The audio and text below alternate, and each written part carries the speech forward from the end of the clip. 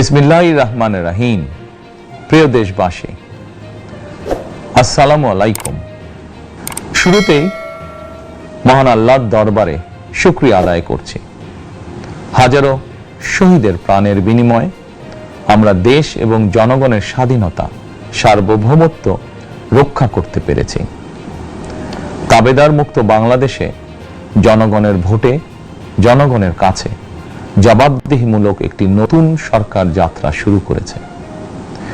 দেশে গণতন্ত্র এবং মানুষের অধিকার পুনঃপ্রতিষ্ঠার এই যাত্রা লগ্নে আমি দেশবাসীকে শুভেচ্ছা এবং আন্তরিক অভিনন্দন জানাই।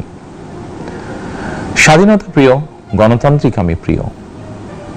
জনগণের কারণেই দেশে আবার মানুষের অধিকার, সম্মান এবং মর্যাদা পুনঃপ্রতিষ্ঠার সুযোগ সৃষ্টি হয়েছে।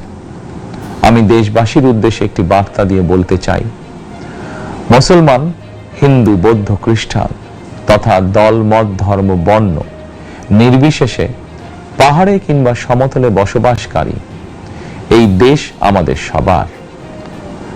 প্রতিটি নাগরিকের জন্যই এই দেশকে আমরা একটি নিরাপদ ভূমিতে পরিণত করতে চাই। একটি স্বনির্ভর, নিরাপদ, মানবিক, গণতান্ত্রিক বাংলাদেশ প্রতিষ্ঠায় বিএনপি সরকারের লক্ষ্য। প্রিয় দেশবাসী, ফ্যাসিবাদের সময়কালে দুর্নীতি, দুঃশাসনে পর্যুদস্ত একটি ভঙ্গুর অর্থনীতি, দুর্বল শাসন কাঠামো আর অবনতিশীল আইন শৃঙ্খলা পরিস্থিতির মধ্য দিয়ে নতুন সরকার যাত্রা শুরু করেছে। আইন শৃঙ্খলা পরিস্থিতির উন্নয়ন এবং কঠোরভাবে দুর্নীতি নিয়ন্ত্রণের মাধ্যমে জনগণের মনে শান্তি, নিরাপত্তা ফিরিয়ে আনাই হচ্ছে আমাদের সরকারের প্রধান অগ্রাধিকার। সারা দেশে জুয়া এবং মাদকের বিস্তারকেও বর্তমান সরকার আইন শৃঙ্খলা অবনতির অন্যতম কারণ বলে চিহ্নিত করেছে। সুতরাং জুয়া এবং মাদক নিয়ন্ত্রণে আইন শৃঙ্খলা বাহিনী সব রকমের কঠোর পদক্ষেপ গ্রহণ করছে। জনজীবনে শান্তি ও নিরাপত্তা নিশ্চিত করতে সরকার সর্বোচ্চ উদ্যোগ গ্রহণ করছে। দেশের প্রতিটি সাংবিধানিক এবং সরকারি, বেসরকারি প্রতিষ্ঠান চলবে বিধিবদ্ধ নীতি নিয়মে। দলীয় কিংবা রাজনৈতিক প্রভাব, প্রতিপত্তি অথবা জোর জবরদস্তি নয়। আইনের শাসনই হবে রাষ্ট্র পরিচালনার শেষ কথা।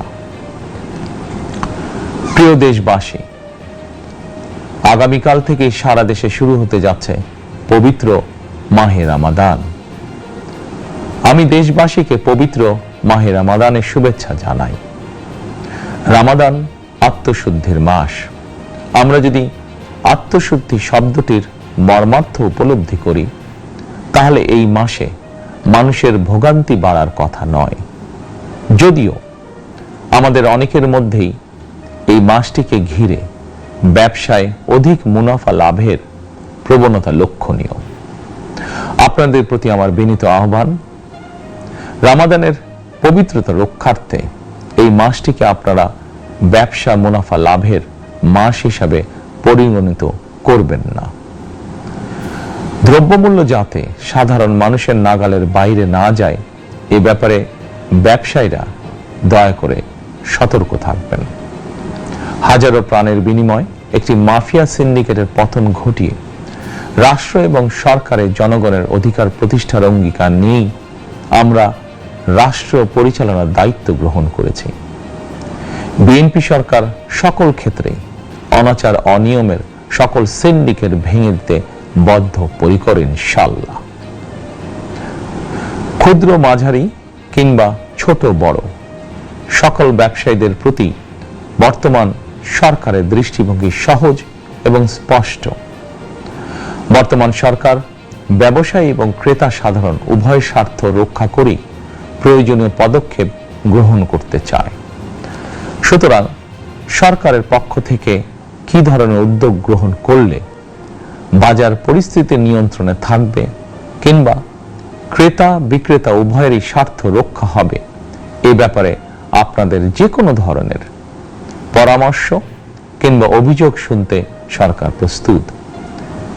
ক্রেতা বিক্রেতা গ্রহীতা এই সরকার সকলেরই সরকার। এই সরকার আপনাদেরই সরকার। আপনারাই ভোটের মাধ্যমে এই সরকারকে রাষ্ট্র পরিচালনার দায়িত্ব দিয়েছেন।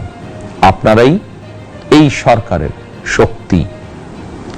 প্রিয় দেশবাসী, পবিত্র রমাদান মাসে রোজাদারগণ বিশেষ করে ইফতার, তারাবি, সেহরি এই সময়গুলোতে নিরবিচ্ছিন্নভাবে গ্যাস, পানি ও বিদ্যুৎ সরবরাহ পেতে চান। এই বিষয়টি নিশ্চিত করতে এরই মধ্যে আমি সংশ্লিষ্ট কর্তৃপক্ষকে নির্দেশনা দিয়েছি। অপচয় রোধ করে কৃচ্ছতা সাধন প্রতিটি মুসলমানের ঈমানি দায়িত্ব।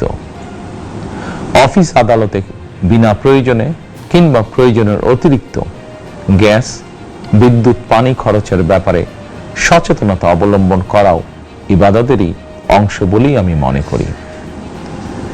দেশের সকল সরকারি বেসরকারি কর্মকর্তা কর্মচারী এবং জনসাধারণের প্রতি কৃচ্ছতা সাধনের আহ্বান জানানোর আগে আমি সরকারের মন্ত্রী এবং বিএনপি সংসদ সদস্যদেরকে দিয়েই একটি দৃষ্টান্ত স্থাপন করতে চেয়েছি। বিএনপির সংসদীয় দলের প্রথম সভাতেই আমরা সিদ্ধান্ত নিয়েছি, বিএনপি থেকে নির্বাচিত কোনো সংসদ সদস্য সরকারি সুবিধা নিয়ে ট্যাক্স ফ্রি গাড়ি আমদানি করবেন না এবং প্লট সুবিধাও নেবেন না। আমি আপনাদের সামনে বলেছিলাম, রাষ্ট্র পরিচালনার সুযোগ পেলে বিএনপি সরকার মহানবীর ন্যায়পরায়ণতার আদর্শ অনুসরণ করবে। আমি মনে করি বিএনপির সংসদীয় দলের এই সিদ্ধান্ত ন্যায়পরায়ণতার আদর্শেরই একটি অন্যতম প্রতিফলন। প্রিয় দেশবাসী, বিভাগীয় শহরগুলিতে বিশেষ করে রাজধানী ঢাকায় যানজট অত্যন্ত নিয়ন্ত্রণহীন। হাটে মাঠে ঘাটে, অফিস আদালতে জনগণের ভোগান্তির শেষ নেই। জনজীবনের নানা ক্ষেত্রে জনদুর্ভোগ লাঘব করা না গেলে জনমনে স্বস্তিও ফিরবে না। রাজধানীতে জনসংখ্যার চাপ কমাতে বিকল্প ব্যবস্থা গ্রহণ করা জরুরি হয়ে পড়েছে। মানুষ তার নিজ জেলায় কিংবা নিজের বাসা বাড়িতে থেকেও যাতে সহজভাবে সঠিক সময়ে অফিস, আদালত, ব্যবসা বাণিজ্য করতে পারেন, সেই লক্ষ্যকে সামনে রেখেই সারা দেশে রেল যোগাযোগ ব্যবস্থা ঢেলে সাজানোর উদ্যোগ নেওয়া হচ্ছে।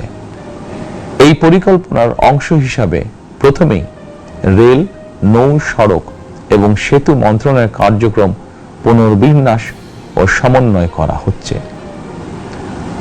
আমরা মনে করি সারা দেশে রেল যোগাযোগ ব্যবস্থার সহজ, সুলভ এবং নিরাপদ করা গেলে একদিকে যেমন জনগণের শহর কেন্দ্রিক বা নগর কেন্দ্রিক নির্ভরতা কমবে, অপরদিকে পরিবেশেরও উন্নতি হবে।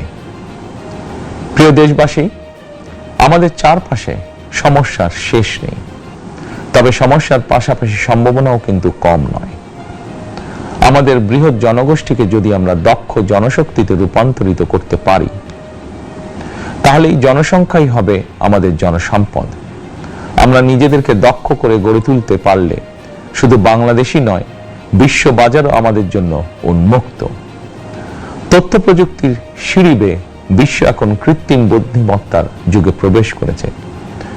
প্রযুক্তির এই প্রতিযোগিতামূলক বিশ্বে সম্মান এবং স্বচ্ছতার সঙ্গে টিকে থাকতে হলে আমাদেরকে কোনো না কোনো একটি বিষয় বা কাজে পারদর্শী হতে হবে।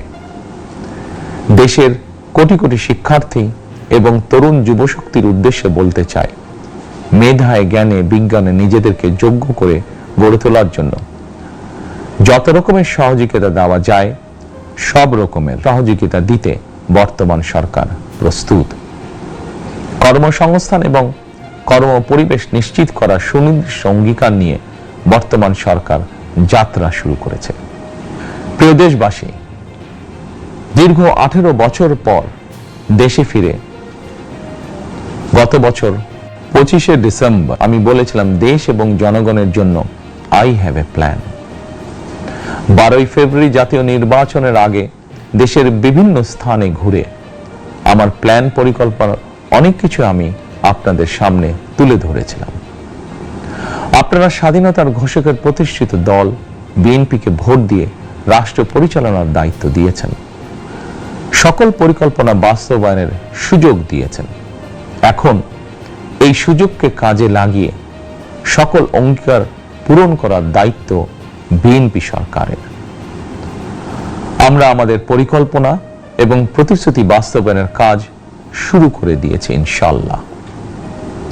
অঙ্গীকার পূরণের এই যাত্রা পথে আমরা ভবিষ্যতের দিনগুলোতেও আপনাদের অব্যাহত সমর্থন প্রত্যাশা করি। প্রিয় দেশবাসী, সরকার প্রধান হিসাবে আমি দেশবাসীর উদ্দেশ্যে একটি বিষয়ে প্রতি দৃষ্টি আকর্ষণ করে বলতে চাই। নবগঠিত সরকার গঠনের সুযোগ দিতে যারা বিএনপিকে ভোট দিয়েছেন কিংবা দেননি অথবা কাউকেই ভোট দেননি, এই সরকারের প্রতি আপনাদের সবার সমান অধিকার। বিএনপি সরকার বিশ্বাস করে দল মত ধর্ম দর্শন যার যার, রাষ্ট্র সবার। এই দেশে এই রাষ্ট্রে একজন বাংলাদেশী হিসাবে আপনার আমার আমাদের প্রতিটি বাংলাদেশী নাগরিকের অধিকার সমান। প্রিয় দেশবাসী, আল্লাহ আমাদের সবাইকে নিরাপদ এবং সুস্থ রাখুন। আল্লাহ আমাদের সকলকে ইতিবাচক পরিকল্পনাগুলো বাস্তবায়নের তৌফিক দিন। পবিত্র রমাদান মাস শুরুর শুভ লগ্নে আল্লাহর দরবারে এই নিবেদন রেখে আমার বক্তব্য শেষ করছি। আল্লাহ হাফেজ। বাংলাদেশ জিন্দাবাদ।